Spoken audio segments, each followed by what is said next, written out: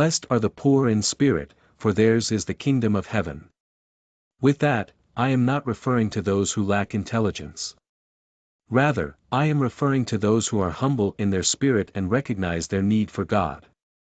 You see, the kingdom of heaven is not something that can be earned or achieved through wealth or status. It is a gift that is freely given to those who have faith and trust in me. The poor in spirit are those who understand this and come to me with a humble and contrite heart, recognizing their need for the Father's mercy and grace. In contrast, those who are filled with pride and self-sufficiency, believing that they have no need for God, will not inherit the kingdom of heaven. They are like the rich young ruler who came to me asking what he must do to inherit eternal life. When I told him to sell all he had and give it to the poor, he was unwilling to do so because he loved his wealth more than he loved God. So my dear friend, do not be deceived by the world's values and beliefs. Strive, recognizing your need for God and trusting me for your salvation. For truly, the kingdom of heaven belongs to those who humble themselves before the Father in heaven. Blessed are those who mourn, for they will be comforted. I am referring to those who grieve and mourn over the brokenness and sin in this world. There is much sorrow and pain in this life, and it is easy to become overwhelmed by the suffering that we see around us. Whether it is the loss of a loved one, the pain of injustice, or the brokenness of our own hearts, we can all experience grief and mourning in this world. But I want to encourage you, that even in the midst of your pain and sorrow, there is hope. You see, when you mourn over the brokenness of this world, you are aligning your heart with the heart of the Father. God is a God of compassion and love, and He mourns with you over the pain and suffering that you experience. And not only does God mourn with us, but He also offers us comfort and hope. The comfort that God offers is not just a temporary relief from our pain, but it is a deep and abiding peace that comes from knowing that God is with you in your suffering. As you mourn, do not lose hope. Remember that God is with you, and He will comfort you in your time of need. Take comfort in the promise that one day, all things will be made new, and every tear will be wiped away. For truly, those who mourn will be comforted, both in this life and in the life to come. Blessed are the meek, for they will inherit the earth. I am not referring to those who are weak or timid. Rather, I am speaking of those who are humble and gentle in spirit, who do not seek power or control over others. You see, the world often values those who are strong and assertive, who are willing to step on others to get ahead. But in my kingdom, things are different. In my kingdom, the meek are blessed, for they will inherit the earth. The meek are those who are not focused on themselves, but rather on serving others. They are gentle and kind, treating others with respect and dignity. They do not seek their own glory, but rather the glory of God and the good of others. And it is these qualities that make the meek inheritors of the earth. When we live with humility and gentleness, we create a world that is characterized by peace and harmony. We are able to work together to build a society that is just and equitable, where all are valued and respected. So my dear friend, do not be deceived by the world's values. Do not strive for power and control, but rather seek to live a life of humility and service. For in doing so, you will be blessed, and you will inherit the earth. Blessed are those who hunger and thirst for righteousness, for they will be filled.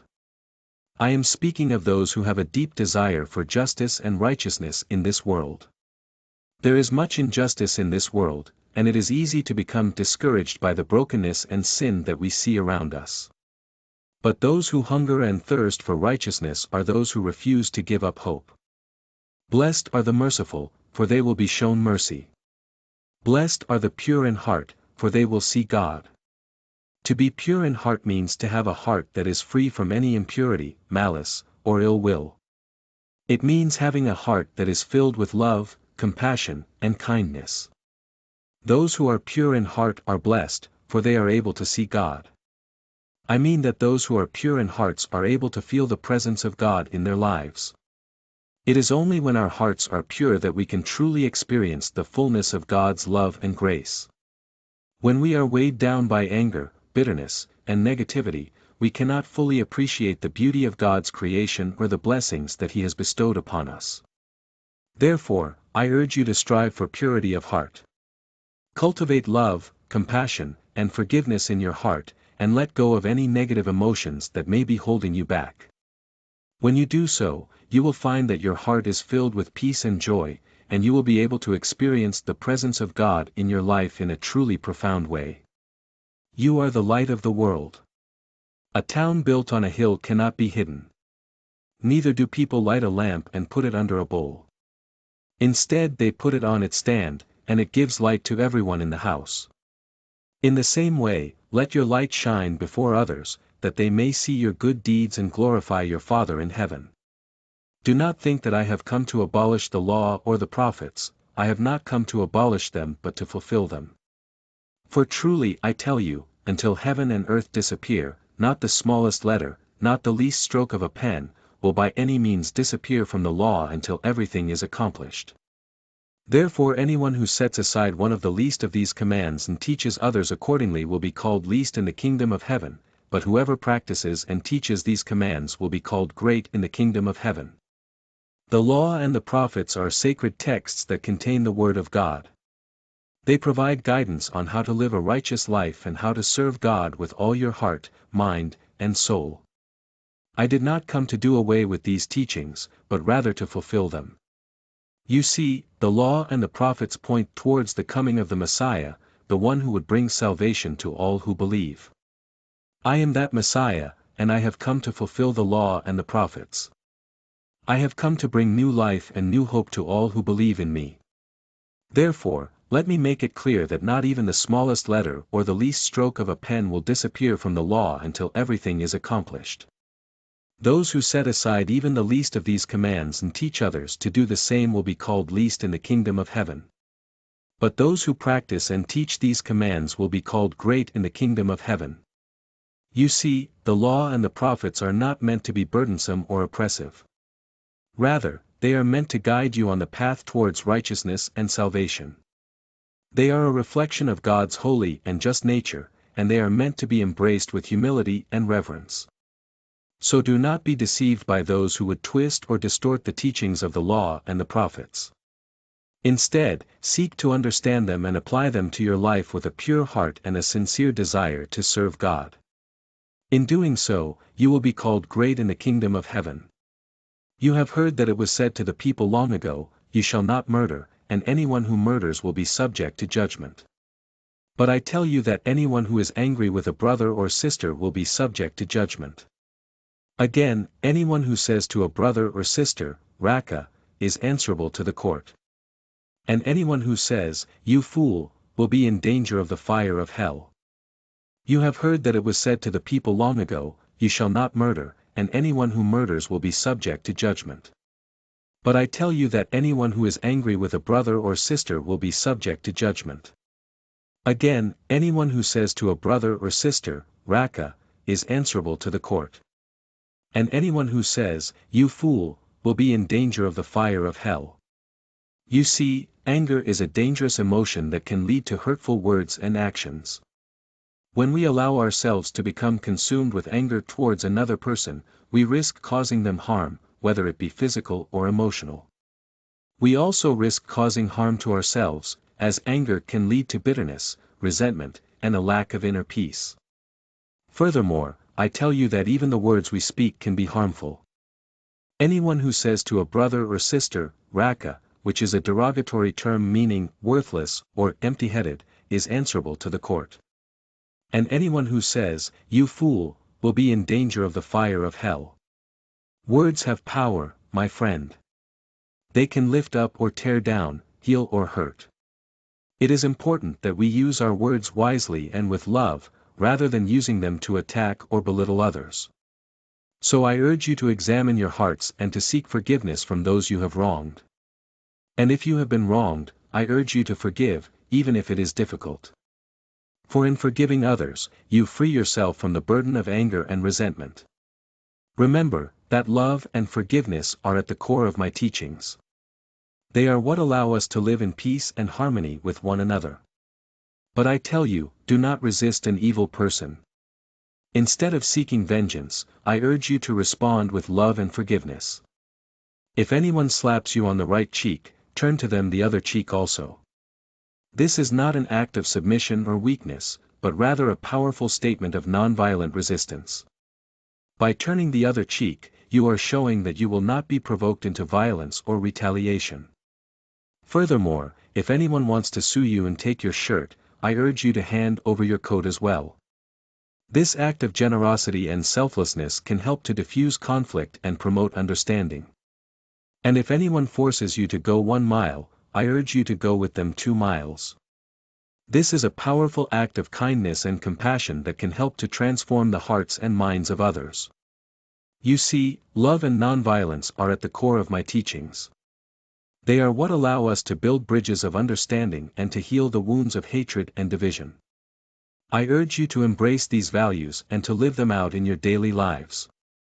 By doing so, you can help to create a world where love and justice reign, and where all people are treated with dignity and respect. You have heard that it was said, love your neighbor and hate your enemy. But I tell you, love your enemies and pray for those who persecute you, that you may be children of your Father in heaven. He causes his sun to rise on the evil and the good, and sends rain on the righteous and the unrighteous. If you love those who love you, what reward will you get? Are not even the tax collectors doing that? And if you greet only your own people, what are you doing more than others? Do not even pagans do that? I tell you, love your enemies and pray for those who persecute you. This is a difficult teaching, I know, but it is crucial for your spiritual growth and your ability to heal the brokenness in our world. When you love your enemies, you are following in the footsteps of your Father in heaven, who loves all, whether they are good or evil. He causes his sun to rise on both the evil and the good, and sends rain on the righteous and the unrighteous. If we are to be children of our Father in heaven, we must also extend love to all, regardless of whether they are good or evil. For if we only love those who love us in return, what reward should you receive? Even the tax collectors and pagans do that. It is not enough to simply love those who are like us or who agree with us. You must also show love and compassion to those who are different from you, and even those who may actively oppose you. This is the path to true healing and reconciliation. So I urge you, love your enemies, pray for those who persecute you, and extend love and compassion to all. For in doing so, you will be fulfilling the highest calling of your faith and becoming true children of your Father in heaven. Let me give an example of what it means to love your enemies. Robert Rule is a Seattle native and part-time shopping mall Santa Claus around Christmas time. His 16-year-old daughter Linda was one of the numerous victims of serial killer and necrophile Gary Ridgway, also known as the Green River Killer. When Ridgway was apprehended in 2001, he confessed to over 70 murders of various women between the early 80s and late 90s.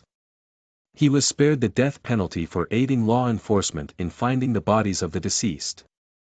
When Ridgway was sentenced to 48 consecutive life terms in 2003, the parents and loved ones of the victims had the chance to speak directly to him in a courtroom. The majority of them expressed hatred, rage and pain. Some of them told Ridgway they hoped he would rot in hell, while others wished that he would endure the same fate as his victims. Ridgway showed no emotion or feeling as he received their words. When it was time for Bob Rule to step up and speak to the man who murdered his daughter, he said, "Mr. Ridgway, there are people here who hate you. I'm not one of them. You've made it difficult to live up to what I believe, and that is what God says to do, and that's to forgive. You are forgiven, sir." Upon hearing this, Ridgway broke down and wept. Most of us will never know the level of pain Bob Rule and the other parents and loved ones of Ridgway's victims have endured.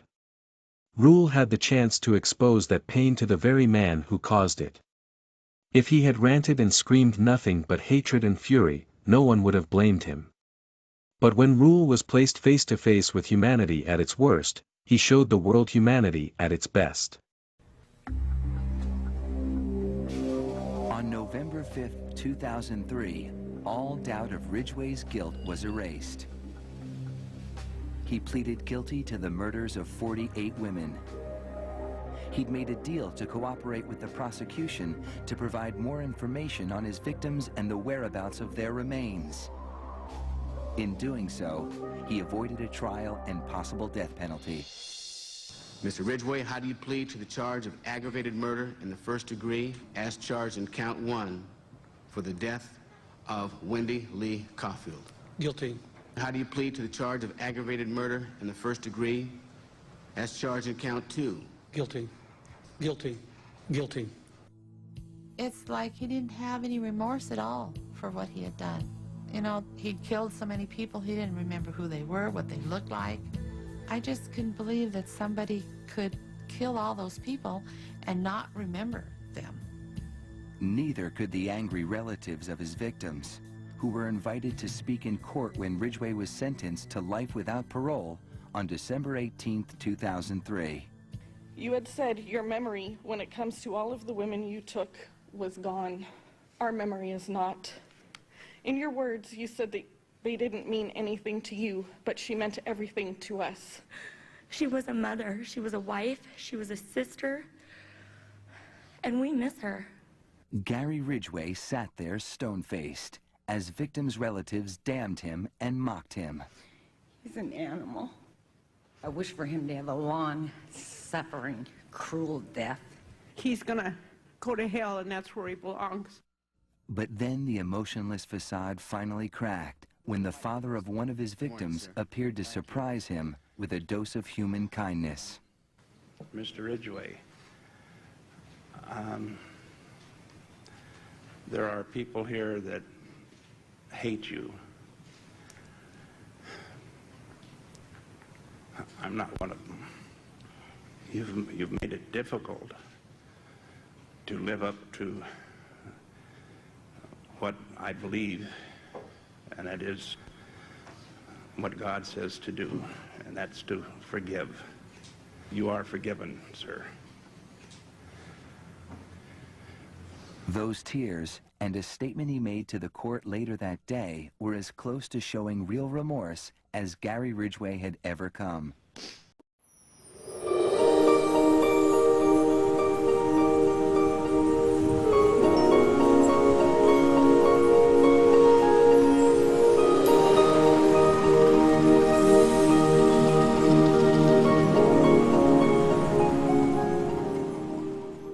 For more information, please check the links in the description of this video. If you enjoyed it, please give it a like and subscribe. Blessings.